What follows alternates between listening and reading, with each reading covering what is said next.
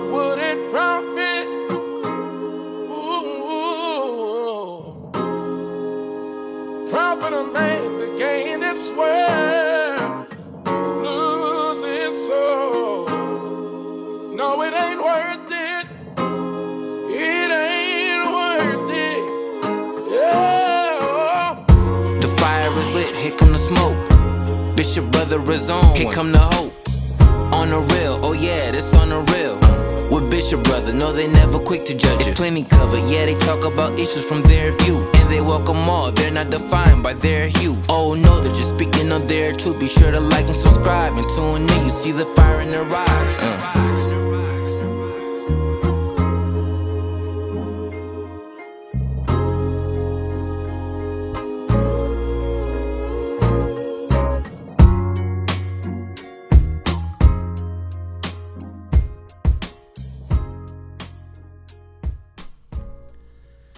All right. Well, welcome back to another episode of On the Real with Bishop Brothers. I'm Bishop John. I'm joined with Bishop Aaron Williams.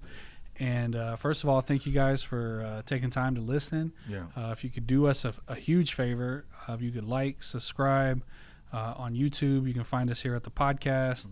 You can find us on Facebook, TikTok. If you could, though, if you're listening to the podcast or on YouTube with us right now, if you could leave us a like, a follow, and some comments. It'd be great. If you don't, even if you don't have a comment, if you just tell us what you like on your toast, you can do that too. For some reason it drives up the rating. So I'm gonna tell you like that. Like they said, if you put something in the chat and like, it gives an algorithm and it notify the people who like the same thing you like. And so to get us more, it's about we're not doing this for money, but we are doing this for engagement, and we're like many people to engage in because we don't know it all. You know, the next step we're going to talk about, you know, you might have a better idea that we can learn from and we'll definitely know this. We will talk about it, we'll dissect it, and we will not get mad at your comment because your comment is your comment. You got to write your comment. So that'll help us with the algorithm, and it'll be good. Yeah, definitely one of the things we want to make sure people know is we're not interested in crushing dissent. No. We're interested in engaging in debate. So if you listen to this and you're like, man, they're out in left field, let me explain to us why in the comments. Right. We read every comment. Yeah. We look at every DM, we look at every comment on we look at everything. So, So what we're going to talk about today, I think for the first time we're going to go almost entirely political. Yeah. But we're going to talk about the recent Supreme Court decision and some of the consequences for it. And I think everything can feather back into the church, and what it could mean for us, or and basically giving an understanding of, as preachers, as pastors, as people who lead people, what are you talking about from your pulpit about this? Because I'll tell you this, if the word Palestine, Supreme Court decision, Project 2025, those kind of things if those words aren't being said from your pulpit, I think you're doing a disservice to your congregation. Right. That's my opinion. I think this decision ties around a very it's a similar event now in American history. It ties into the event that happened at the Capitol a few years ago, where protesters that became rioters and terrorists. Basically, it started as a protest, but they became worse. Nothing wrong with peaceful protesting, but what that became, everybody understands now, was violation of the law. And they're talking about President Trump at the time's reaction to it, and should he be held accountable? Did he incite it? Did he try to quell it, or did he even take it further when he made his comments on TV? So the Supreme Court decided and made a decision that a president, if they're acting officially, this is key. You always talk about language is very important. It doesn't mean, because that's how some people came out with it, if he does anything ever, that he can't be held accountable under the law. No, what it says is the people who gave their statement on it, that upheld it, said that a president in his official acts is basically above the law if he can deem it to be an act of official. So basically, the president can do what we deem breaking the law, but if it's an official act of his duty, of his office, that he's can be held liable under the law. Mm-hmm. And so, do you agree with that, or do you not agree with that? Well, and I can tell you that is very dangerous territory for the Supreme Court to be dipping its toes in, because is taken as, and I believe it to be pretty much that the president has immunity. Yeah. What police officers have, and I can say is what Qualified? what called qualified immunity, meaning that you can't be held accountable. And I can tell you a story that happened here recently. You might remember this. It was all worldwide news. A few years ago, 22, a shooting happened in Uvalde, and just 2 weeks ago, last week ago, they held the police chief of Uvalde High School, the Uvalde Independent School District. He was indicted. Because if you've seen the videos of that, God bless them kids, right? Bless their Horrible. soul. Man, we Those failed grown men with guns, with we love our guns, right? Wow. Body armor, all kinds of stuff. Everything standing in the hall while children were being murdered. And so many of them fell under the law that says, and I found this out, I kind of knew it, but it really hit home to me that you need to look at your local law enforcement. You know that the local law enforcement under the law don't have to go and put their lives on the line for you. Mm-hmm. But he's been indicted. He's been indicted on failure to do his duty, and I hope he, gets prosecuted to the full extent of the law, because he found out he wasn't above the law. He's going to find out that, you stood by, did not give an order or go on yourself when children and 2 teachers were getting killed. Massacred. Yep. You can hear the cries. So with this situation, we know what happened in the Capitol, and they're saying, and so he was, Supreme Court said they will not hear the case because under the official act, he is immune from prosecution. And that's where we're at. Yeah. And I think, I agree with you. It is exceptionally dangerous territory. I mean, let's all be real. The reason this happened the way it happened is I know a lot of you really want President Trump to be in jail. Mm-hmm. And I get that. I understand that sentiment. But I think we all need to take a step back and realize no president is ever going to prison. No. That is not going to happen. We can say why that's wrong, why that's right. Yeah. You can say what you want. It will never happen. Right. What scares me is the length and the distance that the Supreme Court was willing to go to make sure that never happened. Right. I think it would have been a lot smarter to hear the case and then say, in this case, yes, President Trump is immune. I think that would have been.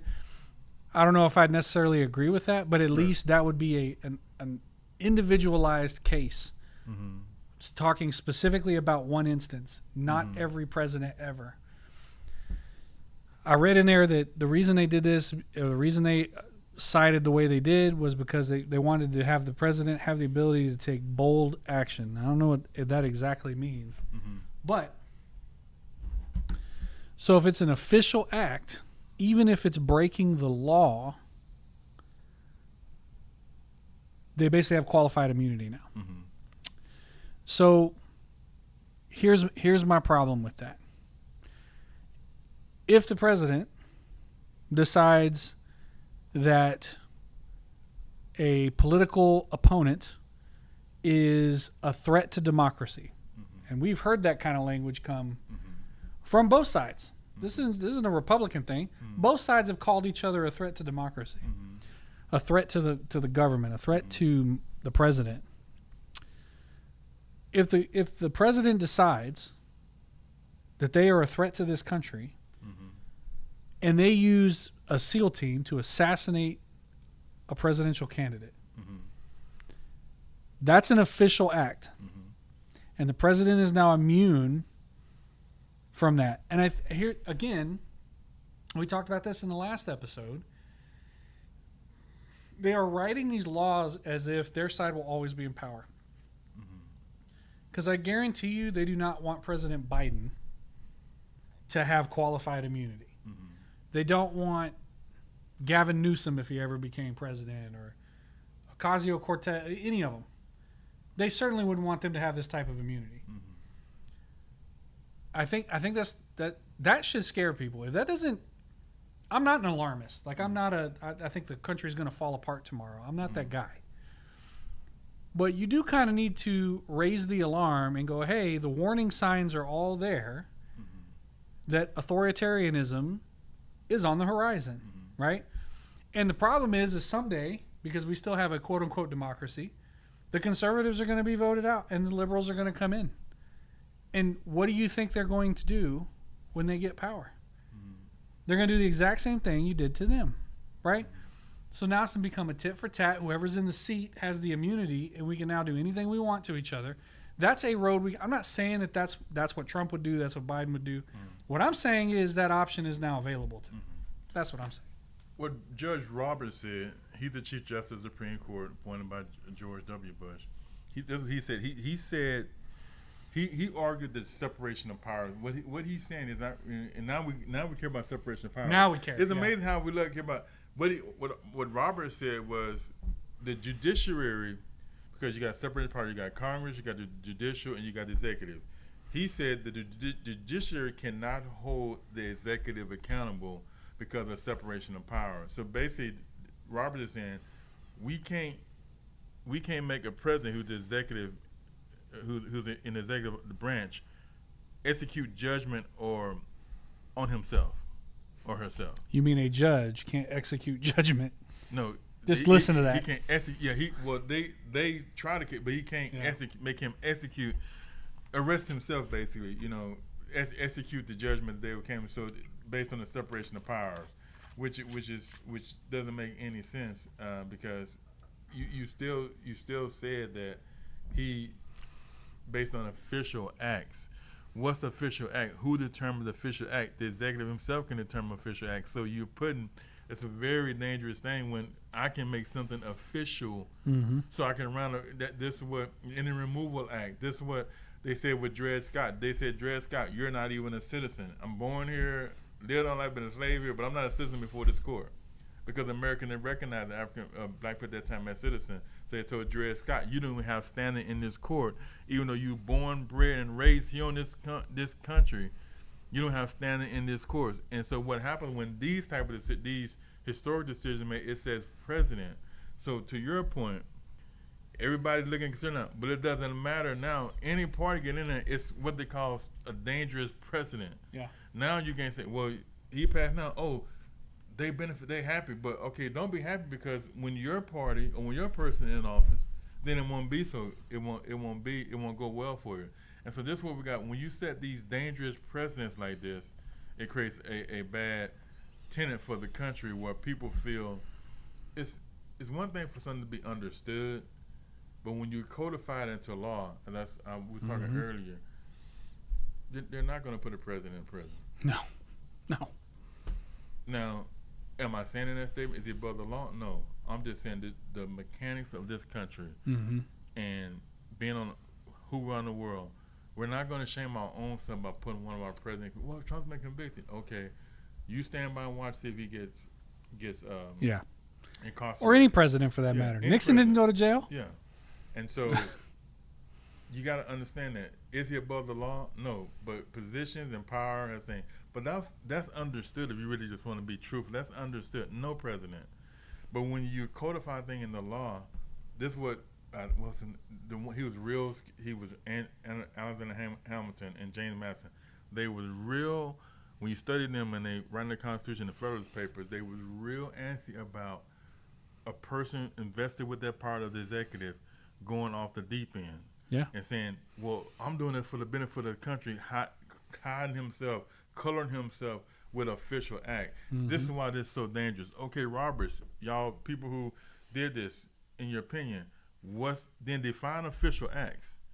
Don't leave it to the executive because they can define anything for political expediency because I need to get change the narrative. I can define anything as official act. And this is what, when they say above the law, this is what's scary because, okay, well, this official I'm gonna make it legal, and then you can do about it.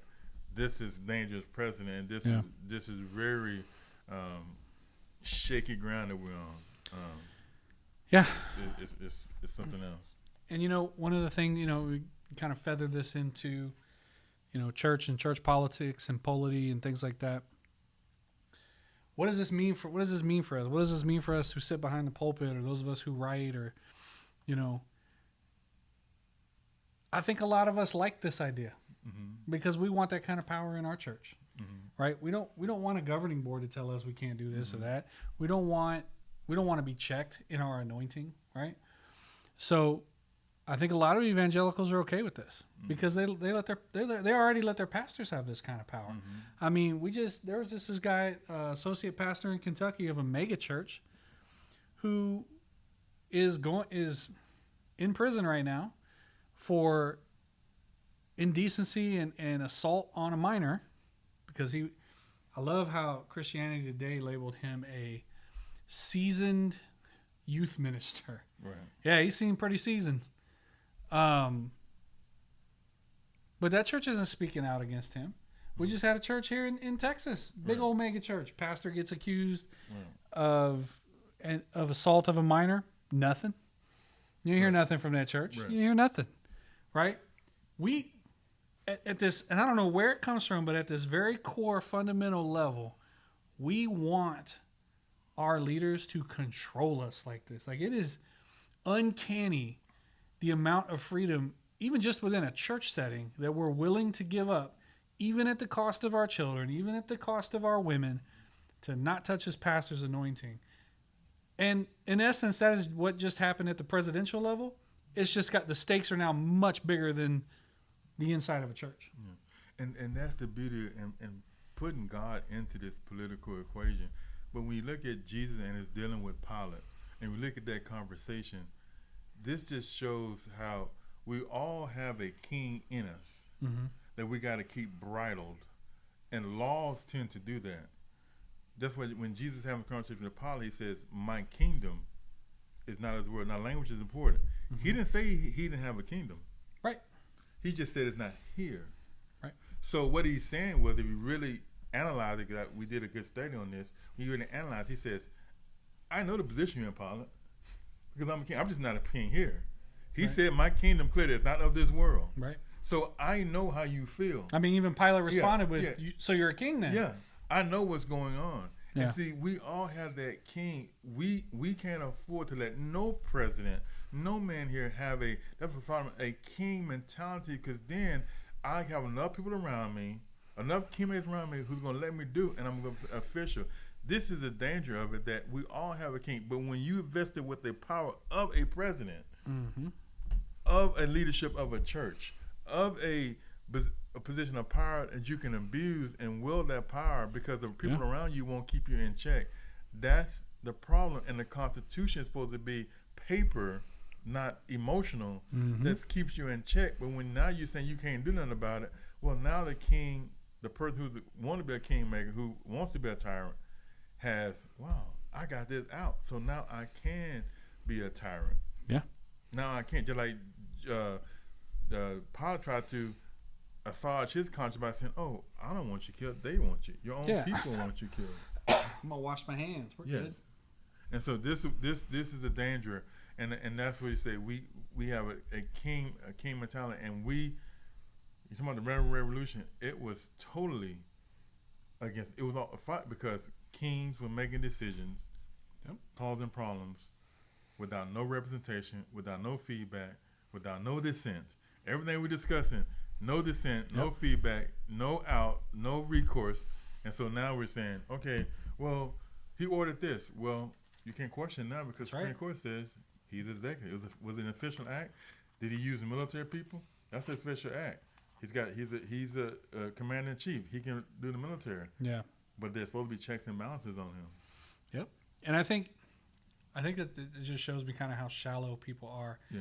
Because, there are a lot of people out there like, see, I told you, Trump, he ain't going to prison. You're right. He wasn't going to prison anyway. But, see, you guys are just all now the government won't let you, attack us with your liberal agenda or whatever.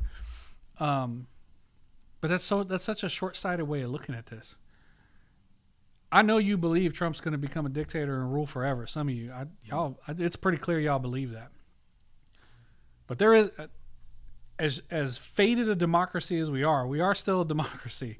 And at some point, someone else is going to be in power. So you may be thankful that your boy got out of it, right? But what happens when the next president is not a Republican? And they now have, you can't just take away the power because they're in a different party. Now what are you going to do? when he decides or she decides to turn that on you, Yes. then what are you going to do? Right? You're going to be where a lot of people are right now complaining about this decision, right? And you've solved nothing. You've actually, I didn't think the Supreme Court could make this worse. And they made it worse, right? For everyone. This is not a Republican Democrat issue.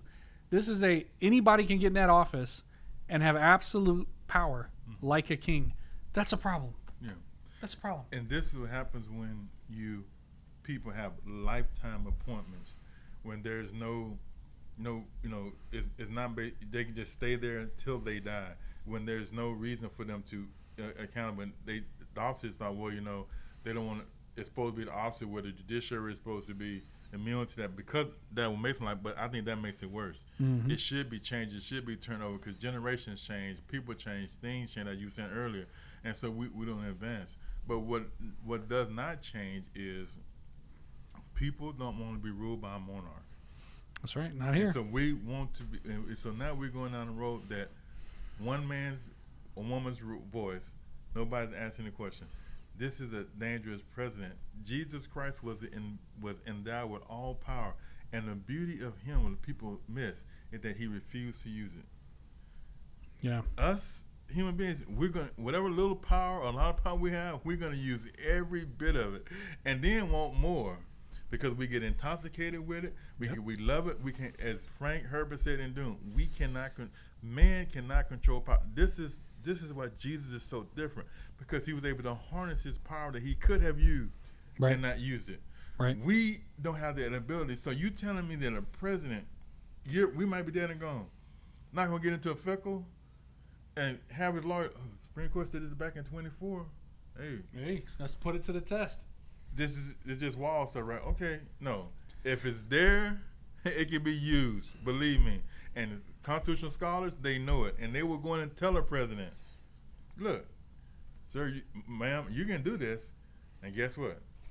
Make it official. It's all good. This is what danger. I don't care who it is. I don't care what behind their name. No one should have that kind of power. No one. And so this is where we're at. And so Judge Sotomayor uses the word immune.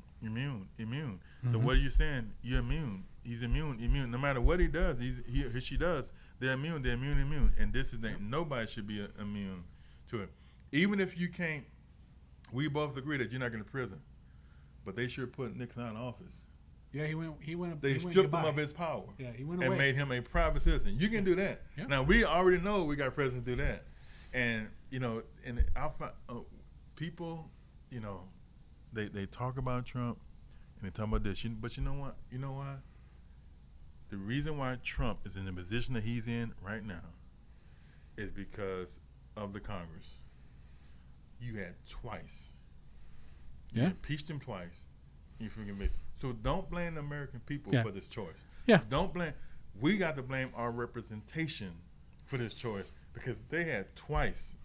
They could have done something about the situation and made him ineligible for office, but you refuse to do. So it's funny. All come back to the same thing. The people in power who wants to vote all the time, who wants to never brings. They all stick together. Yeah. Just like a pastor that got his cronies around him, and they stick up for the pastor and stick until they get to a point where they can't control it or something like that. But yep, it's the same thing. So yeah, it's ridiculous. It's absolutely ridiculous. Immune. Yeah, I think no one, regardless of level of power, should have that kind of power. That's the whole point of the American experiment, right? That's the whole point of it, is that no one is above the law. Yeah. There is no divine right of kings. I mean, with this decision, this is my opinion, we have gone pre-Magna Carta. Mm-hmm. Like, we have gone back hundreds of years. Not 50. Everybody's talking about, we're regressing 50 years into the past. With this decision, we have regressed into the Middle Ages. Yeah. That's where we are right now. Yeah. If that don't scare you, I don't know what will. So what are y'all thoughts? Put in the chat. Please respond. What are your thoughts on it? Does it make you comfortable? Do you think, as President said, do you think that we're going too far, not far enough? What do you think about this Supreme Court decision that basically said not just one person, but that a president for official acts can be immune from prosecution or criminal prosecution. What do you think? What are your thoughts on that? We'll be glad to hear. And then, what are your thoughts on at a micro? That's a macro level. What about the micro level? Should your pastor have that kind of power in the church? Should your governing board have that kind of power where they're above the law, where they're beyond reproach? I mean, because we live that in a microcosm every day in a lot of these churches in America. So be very interested to hear what you guys think about that. But please like, subscribe, make sure you follow, hit that notification button on YouTube. Comment on the podcast. If you completely agree with us and you think we're awesome, say that. Yeah. We're really interested if you don't agree with us, because that makes for good conversation. Yeah. And that's what we're interested in doing here. We want to have a conversation. Yeah. Yeah. All right. So, well, until next time, be blessed. On the real, oh yeah, this on the real. On the real, oh yeah, this on the real. You know the deal, oh yeah, you know the deal. Just keep it real, just keep it real.